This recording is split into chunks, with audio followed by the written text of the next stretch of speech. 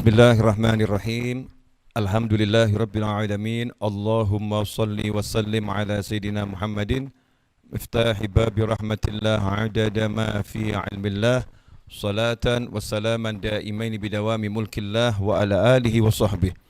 Allahumma shalli ala sayidina Muhammadin salatan taftahu biha lana futuhal arifin wa tufaqihuna biha fid din wa ala alihi wa sahbihi. Assalamualaikum warahmatullahi wabarakatuh.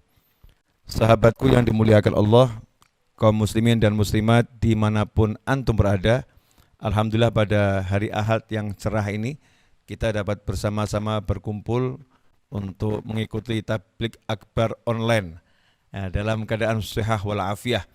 Mudah-mudahan apa yang kita lakukan ini barokah, manfaah dunia hingga akhirah. Tema yang diangkat oleh kawan-kawan adalah menjadi generasi muslim yang milenial di zaman yang seperti ini. Kira-kira bagaimana? Sebetulnya menjadi muslim itu sederhana. Mau kapanpun zamannya, seperti apapun zamannya, modelnya seperti apapun, prinsip menjadi muslim adalah khairun nas anfa'uhum linnas. Manusia yang terbaik adalah yang paling banyak manfaatnya untuk manusia yang lain. Ya, prinsip ini yang melandasi semua gerak dan diam seorang muslim. Jadi seorang muslim itu selalu gerak dan diamnya dilandasi dengan prinsip khairun nas anfa'uhum linnas. Manusia yang terbaik adalah manusia yang paling banyak manfaatnya untuk masyarakat, untuk manusia yang lain, tanpa pandang bulu, memberikan manfaat tanpa membatasi kemanfaatan tersebut. Jadi manfaatnya tidak hanya untuk keluarganya, manfaatnya tidak hanya untuk leluhurnya, manfaatnya tidak hanya untuk golongannya, manfaatnya tidak hanya untuk yang seagama dengannya, seiman dengannya, manfaatnya tidak hanya untuk yang berada di kampungnya, tapi manfaatnya untuk seluruh masyarakat, bahkan untuk seluruh makhluknya Allah Subhanahu wa ta'ala. Itu konsep dan prinsip dasar menjadi muslim. Nah, kalau sudah seperti itu, apa yang harus kita lakukan? Maka kita harus bisa menjadi manusia yang di segala zaman bisa menyesuaikan diri kita ya, tanpa melanggar aturan-aturan yang telah ditetapkan oleh Allah dan baginda Muhammad sallallahu alaihi wasallam.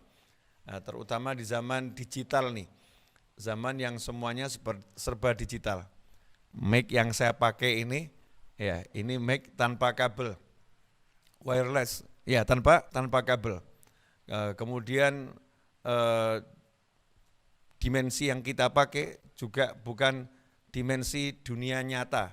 Mohon maaf saudara-saudara, kita lagi tidak berada di dunia nyata.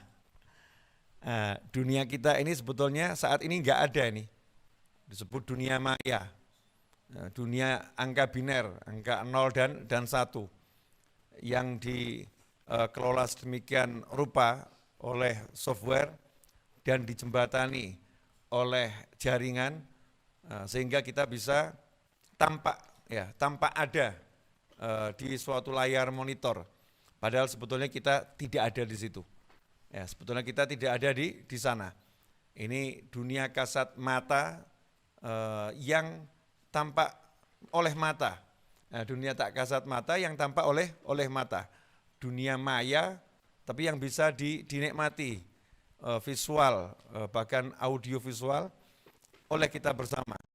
Nah, di zaman yang seperti ini, yang serba ajaib ini, yang kalau kita tampilkan zaman ini kepada orang-orang yang hidup di masa lampau, maka kita akan melihat mereka terheran-heran, beliau terheran-heran bagaimana sebongkah atau sekotak ini, ya, cuman kotak bisa keluar suaranya, bisa keluar gambarnya. Ya, bahkan dengan kotak ini kita bisa bayar berbagai keperluan kita ketika belanja. Serba digital. Orang dulu akan melihat ajaib. Mungkin kalau kita tinggal di zamannya tukang-tukang sihir, kalau kita bawa handphone ini ke sana, maka kita dianggap penyihir yang handal. Ya, dianggap penyihir yang handal. Kalau kita masuk ke zamannya para Anbiya wal Mursalin, kemudian masih banyak di sana orang-orang yang sakti, ya maka kita akan dianggap orang sakti oleh masyarakat awam karena kita punya handphone. Tapi ketika kita hidup di zaman sekarang, handphone ini suatu yang biasa, ya laptop suatu yang biasa, hologram sesuatu yang biasa, mobil bisa terbang itu sesuatu yang biasa. Nah, bagaimana kita bisa menjadi seseorang yang betul-betul manfaat, ya betul-betul manfaat di zaman yang seperti ini. Nah, itu menjadi tantangan buat kita semua. Nah, bagaimana ya? Karena itulah saya, Novel bin Muhammad Al Idrus, menyesuaikan cara dakwah. Ya, karena memang zamannya zaman digital, maka saya maksimalkan juga dakwah digital, ya. Dakwah dengan menggunakan YouTube, ya, dakwah dengan menggunakan Zoom, dakwah dengan menggunakan platform yang ada, agar saya bisa mendapatkan manfaat melalui orang-orang yang belajar dan memberikan manfaat kepada orang-orang yang belajar. Jadi caranya apapun selama itu halal harus bisa saya lakukan guna memberikan manfaat. Nah, ikhwani rahimakumullah, begitu pula kalau kita mau ya menyampaikan dakwah kita kepada orang-orang yang ada di luar sana, yang jauh di sana, sekarang menjadi mudah ya karena difasilitasi oleh yang namanya dunia maya. Nah, gimana caranya kita jadi manfaat? Tentunya dengan ilmu. Kalau kita nggak punya ilmu, maka ya kita nggak bisa memberikan manfaat yang banyak. Semakin luas ilmunya, semakin besar ya kita bisa memberikan manfaat dengan ilmu. Kita tidak boleh menjadi seseorang yang ilmunya itu statis ya. Itu saya nggak tahu bahasa digitalnya itu. Anak-anak zaman sekarang ada dinamis, ada statis. Semoga saya tidak salah. Nah, kita jangan jadi orang yang ilmunya statis, tapi yang ilmunya dinamis ya. Ilmunya dinamis sehingga selalu bisa berkembang dan memberikan manfaat. Saya ambil contoh. Ya, saya ambil contoh di zaman Nabi Sulaiman alaihissalam. Nah, pemirsa dimanapun antum berada, kita fokus ya. Meskipun mungkin suara saya kurang jelas, fokus saja minta ilmu sama Allah, nanti akan dapat ilmu. Ya, kemudian mari kita tenangkan diri kita, duduk tenang, kita bersama-sama mendengarkan, ya bersama-sama mendengarkan, kemudian kita niat minta ilmu sama Allah Ta'ala, insya Allah kita akan diberi ilmu yang manfaat oleh Allah Subhanahu wa Ta'ala. Meskipun kita berada di dunia maya, kalau adab ini kita jalankan dengan baik, maka kita akan mendapatkan al-barakah. Barakah itu dan rahmat akan kita peroleh kalau kita mengikuti apa yang diajarkan oleh Nabi Muhammad SAW. Di antaranya dalam proses belajar dan mengajar, yang paling penting adalah as-sakinah, ketenangan. Ya, ketenangan lahiriah dan ketenangan batiniah. Tubuh kita dibuat tenang, makanya orang yang sholat dikatakan kalau dia bergerak 3 kali berturut-turut dengan gerakan yang besar, sampai-sampai sholatnya batal. Ya, 3 kali berturut-turut gerakan yang besar, sholatnya batal. Nah, kenapa seperti itu? Karena orang sholat harus tenang, fisiknya tenang, tubuhnya tenang, hatinya tenang, hanya tertuju pada satu tujuan, yaitu Allah Subhanahu wa Ta'ala. Dan ini berlaku dalam segala aktivitas kita. Kalau kita fokus, kita konsentrasi, kalau dalam zikir ya fokus kepada yang dizikiri, dalam bekerja fokus pada yang kita kerjakan, maka kita akan mendapatkan hasil yang maksimal, kita akan mendapatkan barokah ya, di dalam pekerjaan tersebut. Saya kembali akan mengulangi, bagaimana caranya kita bisa menjadi seorang yang manfaat di tengah zaman yang seperti ini. Caranya dengan ilmu. Saya ambil contoh apa yang dialami oleh Nabi Sulaiman alaihissalam.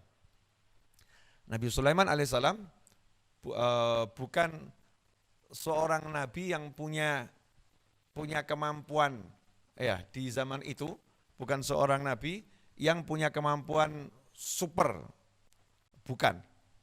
Kita nggak bicara mukjizat. Kalau mukjizat selesai ya, dengan mukjizat semua selesai. Itu kemampuan yang Allah berikan kepada Anbiya wal Mursalin yang melebihi manusia yang lain.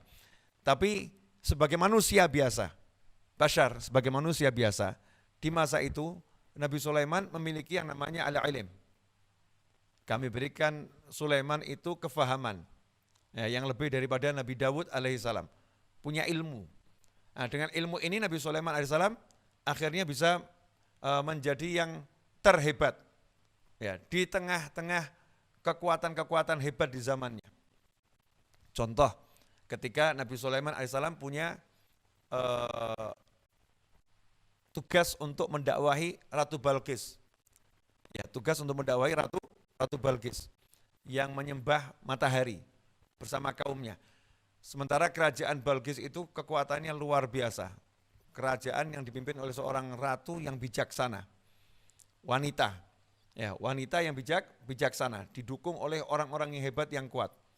Kemudian Nabi Sulaiman alaihissalam mendapatkan informasi dari burung hudhud, bahwasanya di sana ada ratu kerajaan Sabah yang dipimpin seorang wanita yang menyembah pada matahari. Nabi Sulaiman alaihissalam ingin mendakwahi Ratu Balqis. Apa yang dilakukan?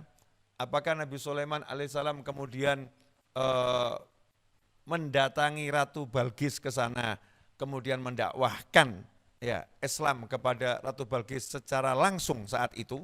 Jawabannya tidak. Tapi Nabi Sulaiman alaihissalam memanfaatkan burung hudhud. Karena jaraknya jauh. Ya, kerajaan Balqis itu, Ratu Balqis di Sabah jauh. Nanti kalau berangkat ke sana membutuhkan waktu. Meskipun Nabi Sulaiman alaihissalam dikasih Allah Ta'ala mukjizat. Angin itu jadi kendaraan. Ya, angin jadi kendaraan. Tapi kalau dalam berdakwah kita memberikan contoh dengan mukjizat, nggak bisa diteladani, nggak bisa dicontoh.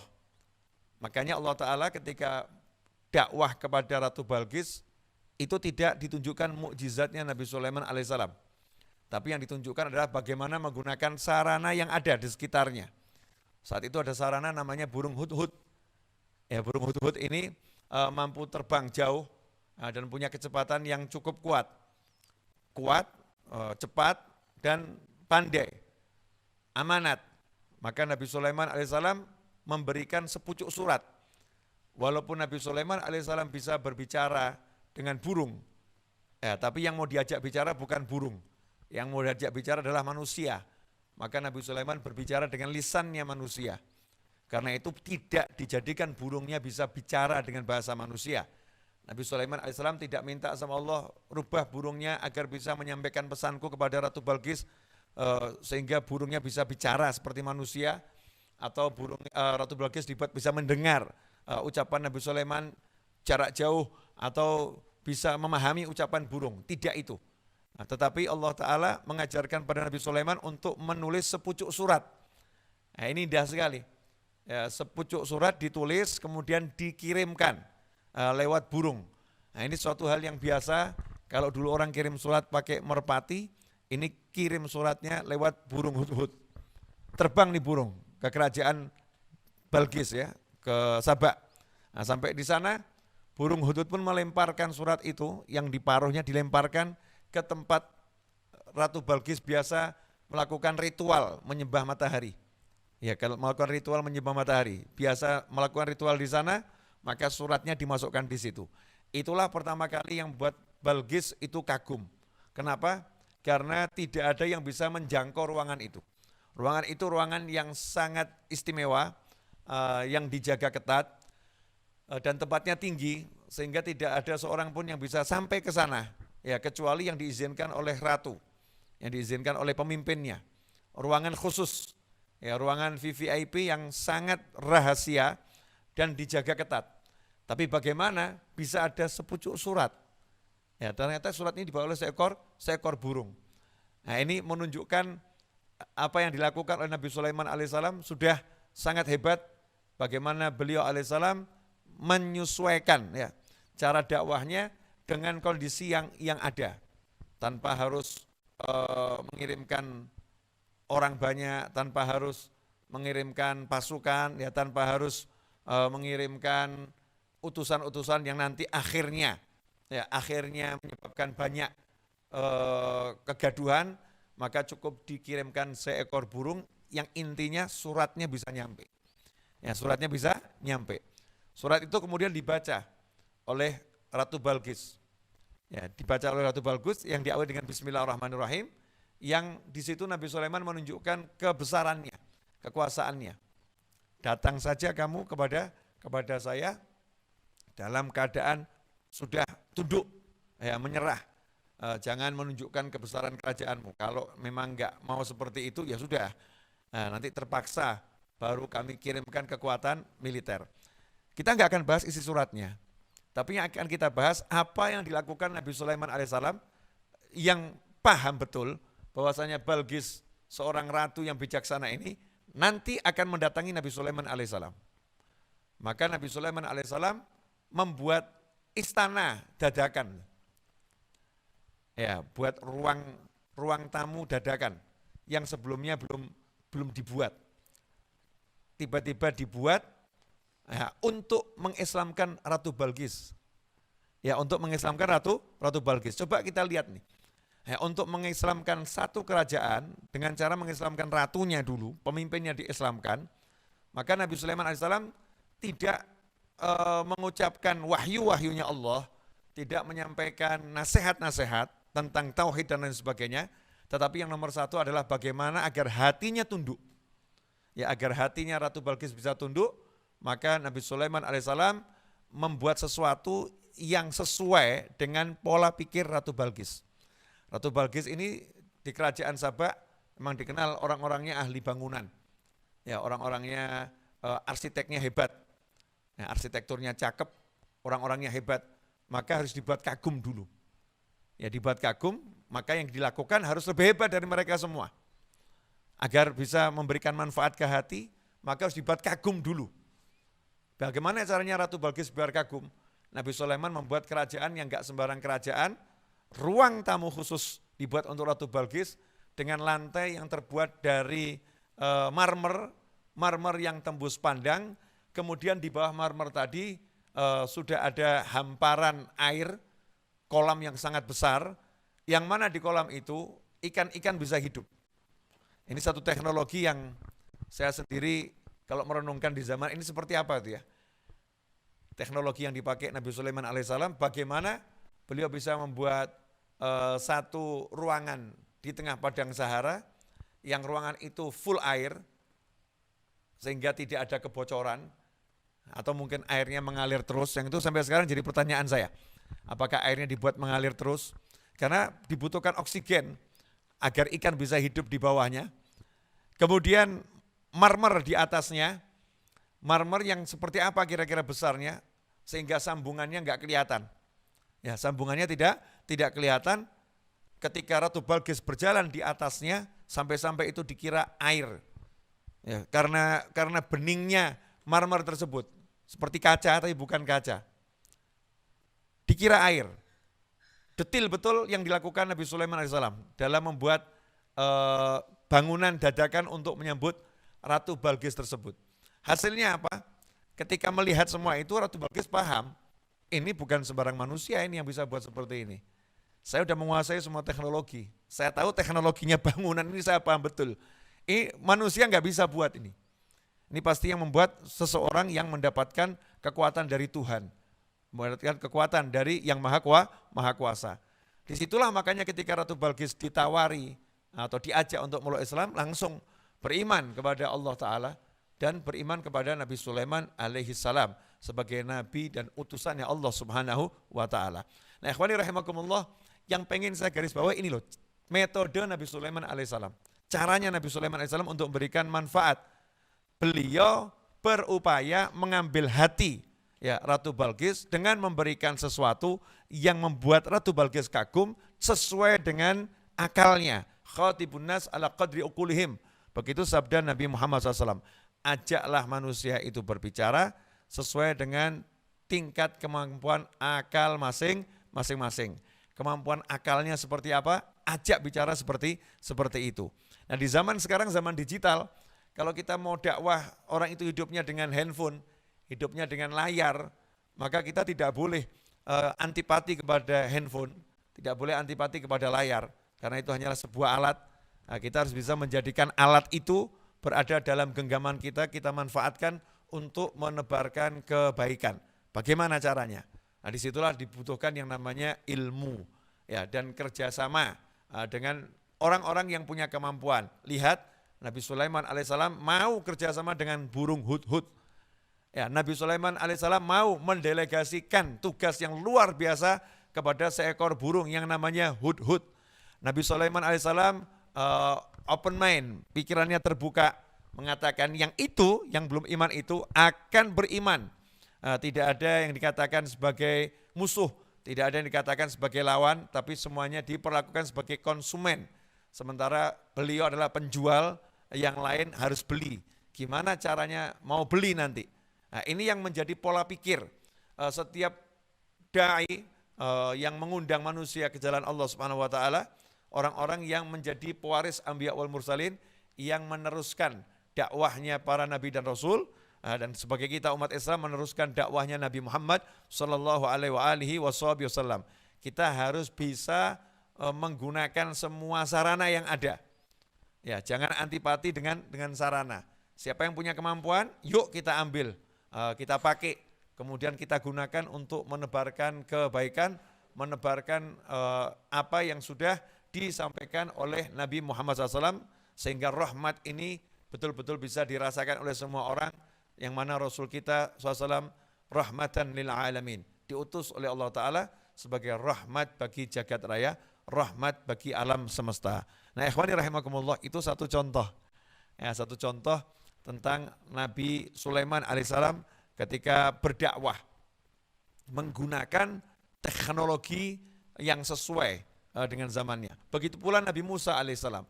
Nabi Musa alaihissalam ketika berdakwah juga menggunakan teknologi yang ada di zaman itu. Zaman itu teknologi sihir. Teknologi sihir ini yang luar biasa berkembang di kerajaan Fir'aun dan masyarakat. Maka Nabi Sulaiman alaihissalam menggunakan mukjizat, yang mukjizatnya itu mirip-mirip dengan apa yang terjadi dengan para penyihir. Kalau penyihir bisa merubah tali menjadi ular dalam pandangan mata, pada hakikatnya masih tetap tali, maka Allah Ta'ala menjadikan tongkatnya Nabi Musa alaihissalam itu seekor ular yang nyata. Ya, bukan ular jadi-jadian, tapi ular beneran, dan kalau dilihat ya ular, bukan tongkat. Jadi bukan mata yang dirubah, tapi tongkatnya yang dirubah. Kalau sihir, matanya yang dirubah, sementara talinya tetap tali. Itu perbedaan antara sihir dengan mukjizatnya Nabi Musa alaihissalam. Ikhwani rahimakumullah, kita lihat bagaimana mukjizat-mukjizat yang Allah berikan kepada Nabi Musa alaihissalam disesuaikan dengan kondisi di zamannya. Nah, sekarang ini tantangan buat kita semua. Zaman kita ini zaman drama Korea. Ya, zaman drama Korea. Zaman apa lagi nih? TikTok. Zaman TikTok, zaman drama Korea. Dan sekarang di era corona. Ya, eranya era corona. Zaman TikTok, zaman drama Korea, era corona, kemudian dimensi YouTube. Udah Masya Allah ini lengkap. Orang berkumpul itu pun sudah bentuknya berbeda. Nah, bagaimana caranya kita bisa menang, menjadi pemenang di zaman yang seperti ini? Ya, harapannya kepada antum semua, anak-anak muda ini. Bagaimana bisa menjadi burung-burung hudhud? Tentunya bukan burung ya. Ini manusia mulia semua.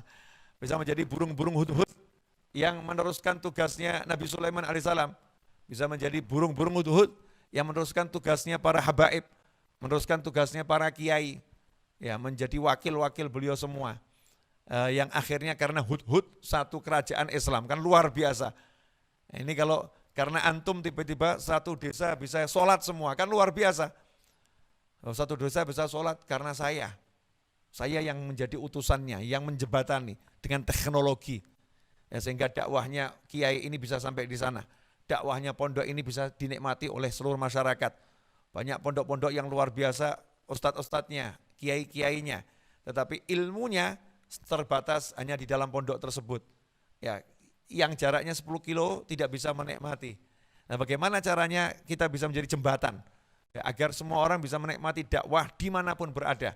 Nah, ini tantangannya di zaman milenial seperti ini. Tantangannya seperti ini dan jawabannya mudah. Karena itu cuma butuh al-ilm, ilmu, dan kita harus berani menjadi hudhud. Yang hudhud itu berani melapor kepada Nabi Sulaiman alaihissalam. Burung berani ngasih informasi. Tidak mengatakan, wah itu Nabi Sulaiman pula alaihissalam. Dia pasti tahu itu Ratu Balkis itu, nyembah matahari. Dia pasti tahu, dia punya informasi, dia paham segala-galanya. Dia Nabi. Hudhud tidak berpikir seperti itu. Ya, hudhud berpikir, aku tahu, maka aku akan sampaikan. Aku tahu akan sampaikan, semoga manfaat. Enggak ada pesimis, optimis. Ya, siapa tahu informasi ini Nabi Sulaiman belum tahu. Siapa tahu kalau sudah tahu, ya menjadi tersemangati. Karena informasiku, tersemangati, menjadi teringatkan. Jadi pola pikirnya hudhud itu luar biasa. Burung loh itu ya. Pola pikirnya optimis. Sementara kita muslim, bisa bicara, bisa melihat, bisa mendengar, pesimis melulu. Oh Pak Yai udah paham, oh Habib udah ngerti, oh wali itu, ngapain kita kasih informasi, oh udah bisa, ya dia lebih hebat. Jadi ini pola pikir pesimis, seharusnya kita meniru hudhud, ya kita optimis, ya siapa tahu Pak Yai belum dengar tentang yang satu ini. Oh siapa tahu kalau sudah dengar suara saya jadi semangat. Ya siapa tahu, gara-gara saya satu Indonesia mendapatkan ilmu yang baru yang manfaat. Siapa tahu yang pola pikirnya optimis. Nah, ini baru namanya manusia yang berpikir memberikan manfaat. Ya, bukan hidup begitu saja, tak peduli dengan sekitarnya, kemudian bahkan sering menjadi orang yang tak berani melangkah. Dalam angan-angan sekalipun tak berani melangkah, apalagi dalam nyata. Dalam kenyataan tidak pernah melangkah, angan-angan saja nggak berani kok, cita-cita aja nggak berani. Nggak berani punya cita-cita karena melihat dirinya penuh dengan keterbatasan, lupa kepada Allah Ta'ala yang mampu membuatnya melewati segala batas. Ikhwani rahimakumullah. Nah ini uraian dari saya ini memang tidak panjang. Ya saya udah bicara berapa menit ini? 27 menit ya. Udah 27 menit saya bicara singkat, padat, mudah-mudahan manfaat. Nah, selebihnya saya serahkan kepada kawan-kawan untuk mengelola tanya jawab agar bisa mendapatkan tambahan ilmu yang barokah dan manfaatnya luas. Tapi sebelum dibuka tanya jawab tersebut, saya ingin menggarisbawahi bahwasanya di zaman yang seperti ini, pijakan utama kita, konsep utama kita harus dibangun dengan prinsip menjadi orang yang bisa menyampaikan manfaat, memberikan manfaat, menyebarluaskan manfaat. Itu manusia yang terbaik. Ya, bukan membuat kegaduhan, bukan membuat keramaian, keruwetan, tetapi memberikan solusi. Yang memberikan solusi, seperti contoh ini, sebelum saya tutup, Baginda Muhammad SAW di tengah kegaduhan kepala suku di zaman jahiliyah, gaduh untuk meletakkan Hajar Aswad di tempatnya semula. Mereka gaduh, mereka bertikai, mereka hampir saling bunuh. Kemudian mereka serahkan urusan itu kepada Nabi Muhammad SAW. Bagaimana Rasulullah mensolusikannya? Ternyata solusi Nabi Muhammad SAW bukan solusi pribadi, nggak berprinsip memuaskan diri, tidak berprinsip menenarkan diri ya di atas penderitaan orang lain, tidak. Bahkan di atas kepercayaan orang lain tidak, tetapi Nabi SAW menjadikan diri beliau bisa membuat semua orang itu merasa bermanfaat. Semua orang diikut sertakan. Maka Nabi SAW menghamparkan selendangnya, meletakkan Hajar Aswad di tengah-tengah, kemudian mengajak semuanya untuk bersama-sama mengangkat ke titik yang dituju. Baru sampai di titik yang tuju, Hajar Aswad itu diangkat sendiri oleh Nabi SAW. Karena ketika bersama-sama giliran kepala suku. Nah ketika sampai di titik giliran Nabi Muhammad SAW meletakkannya di letak Hajar Aswad semula. Semuanya senang, semuanya bahagia, semuanya merasa akulah yang meletakkan Hajar Aswad. Ya, menjadi tinggi tanpa menindas, ya, menjadi kuat tanpa menjatuhkan. Nah, itulah baginda Muhammad SAW. Mudah-mudahan kita semua bisa meneladani beliau semaksimal mungkin di setiap sudut kehidupan kita, di setiap pijakan kaki kita, di setiap diam dan gerak kita. Afwan, ini bisa sampaikan, mudah-mudahan barokah manfaat. Wal afu minkum, wa sallallahu ala sayyidina Muhammadin, wa alihi wa sahbihi wasallam, walhamdulillah rabbil alamin. Wassalamualaikum warahmatullahi